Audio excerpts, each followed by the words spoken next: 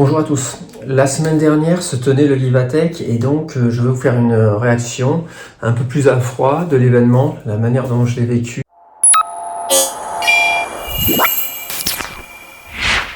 Alors, la première chose qu'on peut dire du Vivatech, c'est que c'était un vrai succès. Je pense qu'ils ont annoncé plus de 160 000 participants et Emmanuel Macron l'a annoncé comme étant la plus grosse conférence technologique au monde. Bon, en tout cas, en France, certainement, en Europe aussi. Après, évidemment, il reste des très gros événements comme le CES ou le Web Summit. Mais oui, en tout cas, ce que l'on peut dire, c'est que oui, c'était un bel événement avec une belle édition. Donc, moi, ce que j'ai pu voir sur cette édition, c'est beaucoup d'effervescence. Il y avait vraiment beaucoup de monde dès le premier jour.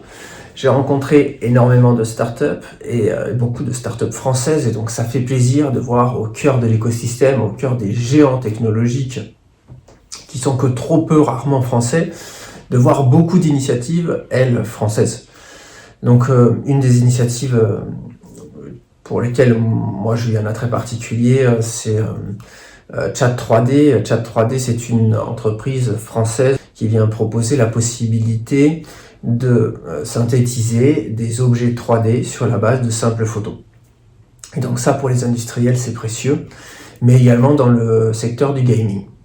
La nouveauté dans ce produit-là, c'est la possibilité d'ajuster a posteriori, sous forme d'itération, le rendu qui est proposé, qui est fait par le générateur artificiel.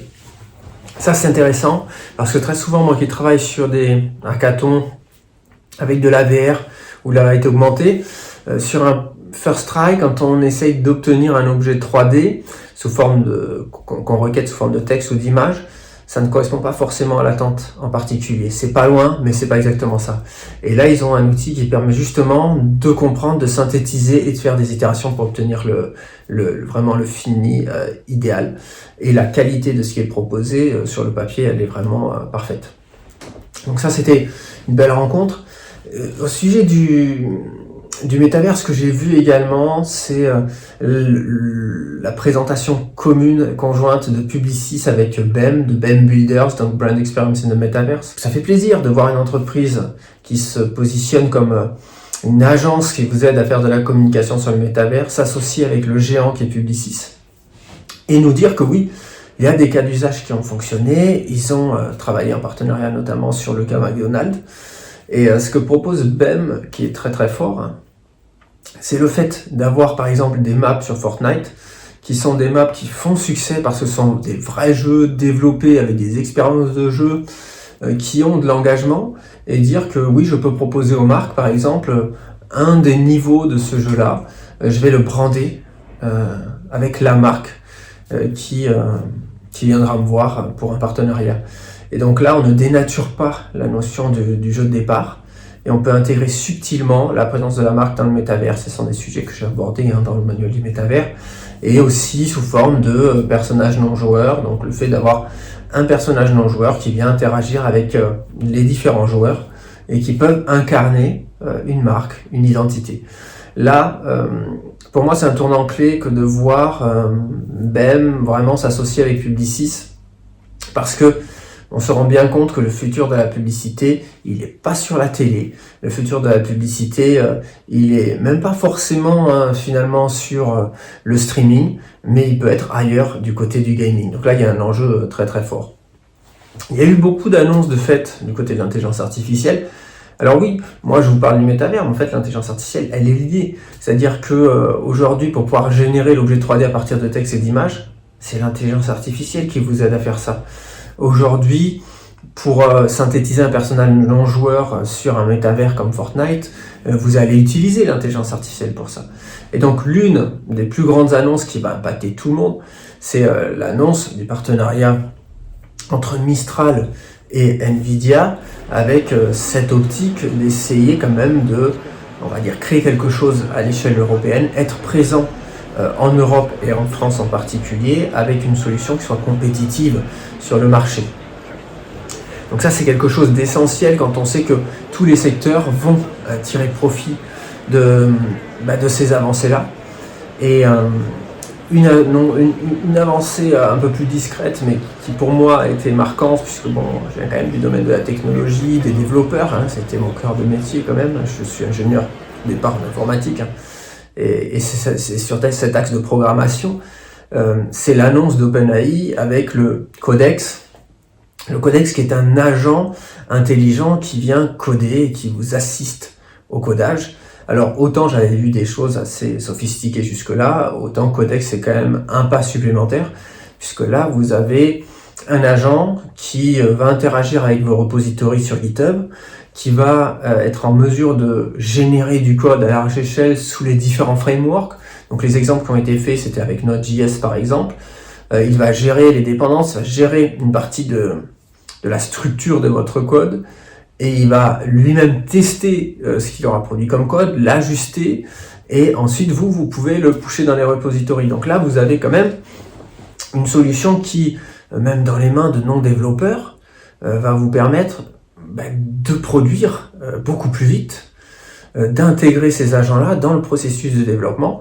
Là, pour moi, ça me semble être quand même un game changer, hein. Évidemment, il y a beaucoup de plateformes qui font succès sur cette annonce du no-code, mais là on est encore sur autre chose, hein. On est sur l'agent qui vient coder. Et OpenAI continuait d'affirmer que leur objectif était de construire une intelligence artificielle générale, hein, et non pas générative. Donc générale, c'est-à-dire du niveau de l'humain. Et cet objectif-là, il ne semble pas s'en détourner. Ça fait réfléchir pour la suite, d'autant plus que cette intelligence-là, elle peut aujourd'hui se retranscrire dans la robotique. Donc il y avait aussi, donc à Vivatech, la présentation de pas mal d'avancées en robotique. Et là encore, si on se compare à il y a 3 ans, il y a 4 ans, il y a 5 ans, on est quand même sur des formes d'agilité de ces robots beaucoup plus fines, sur un temps de réaction beaucoup plus rapide. Ça, c'est extrêmement intéressant. Tencent nous a fait une démonstration, puisqu'on parle de rapidité, nous a fait une démonstration sur vraiment des latences qui sont de l'ordre de 300 millisecondes sur de la data qui va vous allez aller requêter un modèle qui est situé à l'autre bout de la planète, qui va computer et vous renvoyer le résultat. Et le tout avec des latences qui sont extrêmement faibles. Donc là, vous avez la possibilité évidemment d'optimiser tous les processus. Donc, pour toutes ces raisons, c'était impressionnant. Honnêtement, c'était impressionnant. Les géants, alors LVMH, notamment en France, donc avait, puisqu'on est en France avec le Vivatech, avait vraiment une présence assez marquée avec les différentes maisons. Et donc, pour continuer dans ce sens-là, on a vu par exemple Louis Vuitton qui aujourd'hui synthétise des jumeaux numériques. Ces jumeaux numériques, donc vous avez vraiment une installation spécifique, hein, avec des caméras qui viennent capter le produit sous différents angles, et le produit en lui-même bouge évidemment. Il y a des rotations qui sont faites sur le produit pour pouvoir capter de la manière la plus fidèle possible, hein. L'idée, c'est évidemment d'être sûr de la qualité maximale quand on parle de luxe. Et donc là, ce que l'on veut, c'est pour avoir un jumeau numérique d'un sac ou d'un produit qui soit totalement fidèle, 100% fidèle, du plus fidèle possible. Et ensuite, on peut l'intégrer dans différentes choses, dans des expériences 3D, dans des expériences immersives, évidemment, dans des vitrines holographiques, sur différentes formes de retailing, en fait, ou simplement du shopping en ligne. Donc là encore, le lien et le pont, hein, vous voyez, entre la 3D, l'intelligence artificielle, elle se fait naturellement. Alors, du point de vue de la XR et de la réalité virtuelle, il y avait bien sûr Meta qui venait présenter ses différents produits. On a eu les présentations des Ray-Ban Meta, hein, encore une fois, puisqu'elles font vraiment succès commercial, hein. J'avais fait une vidéo sur le sujet, vraiment c'est un succès commercial. En attendant, les prochains prototypes de réalité augmentée, donc on pense aux spectacles, notamment Orion et beaucoup d'autres. Et donc cette année et l'an prochain seront des années où les lunettes de réalité augmentée vont rentrer vraiment un peu plus chez nous. Donc c'est quelque chose aussi qu'on attend et qu'on va tester ensemble. Donc voilà pour un aperçu assez général de mon regard sur l'événement. Je dirais que pas vraiment de surprise majeure, si ce n'est la vitesse, hein, de mise à jour, de rapidité des différents processus, c'est-à-dire toujours vers une tendance à l'optimisation. Et cette optimisation, elle se fait vraiment à une cadence qui est pas humainement naturel, hein, c'est ça que j'ai envie de vous dire. C'est-à-dire que moi j'essaye de suivre de manière humaine les avancées de la technologie et on se rend compte que les annonces qui sont faites par les acteurs majeurs, elles se font à une rapidité et cette amélioration en termes de puissance de calcul, en termes de latence, en termes de technologie, elle se fait tellement vite que il est difficile de suivre. Et donc le Vivatech, c'est aussi l'occasion de pouvoir à un instant donné se remettre à jour sur tout un ensemble de technologies, sur toutes les nouvelles tendances que l'on observe et essayer d'améliorer ses outils et surtout d'ajuster sa vision pour agir à l'avenir. Voilà, c'est ça aussi, c'est-à-dire intégrer le présent dans ce qu'il a de plus avancé pour se dire ok, comment maintenant je construis demain. Donc voilà la raison pour laquelle moi je peux vous encourager à participer, à vous renseigner sur ces différentes conférences technologiques. C'est toujours d'une richesse impressionnante et puis voilà, la rencontre avec les entrepreneurs, pour moi c'est quelque chose qui est assez fort et quand on échange avec des entrepreneurs français qui sont vraiment en train de créer le futur et même le présent et qui ont des success stories et vous les avez en face de vous, vous oubliez un peu aussi toutes les difficultés et tous les échecs que l'on a au quotidien et ça fait du bien en fait aussi d'avoir leur regard à eux, de pouvoir échanger avec eux. Donc c'est aussi cette énergie positive que moi je garde vraiment du Vivatech. Voilà, je vous remercie. Si vous avez des questions à me poser sur l'événement, j'ai pas tout dit, hein, j'ai partagé comme ça à la volée, mais j'ai beaucoup d'autres choses, hein, j'ai vu beaucoup d'autres choses, donc n'hésitez pas à me les poser et puis j'y répondrai et si nécessaire, je ferai une vidéo à ce sujet.